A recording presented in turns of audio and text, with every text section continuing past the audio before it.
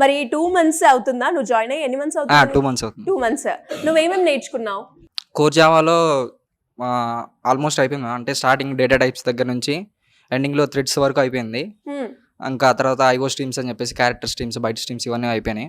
Okay. Next దాంతోపాటు మాకు SQL కూడా రన్ అవుతుంది. SQL, aptitude, English communication skills కూడా అయిపోయింది మ్యామ్.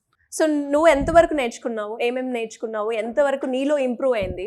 నేను మామూలుగానే బయట అంటే నా కాలేజ్లోనే నేను సగం నేర్చుకున్నాను మ్యామ్. ఓకే.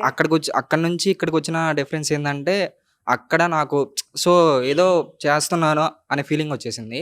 కానీ ఇక్కడికి వచ్చినాక సో ఇలా చేయటం వల్లే ఓకే ఇది ఇలా వస్తుంది, దీని నుంచి ఇలా నేర్చుకోవచ్చు మనం అని చెప్పేసి ప్రాక్టికల్ గా నీకు ఒక ఐడియా ఐడియా వచ్చింది. వచ్చింది మ్యామ్. సూపర్. అంతే. అండ్ అలాగే మరి ఇంకా ఎవరికైనా కూడా కోడ్ జ్ఞాన్ని నువ్వు రిఫర్ చేస్తావా? చేస్తాను. ఎందుకు?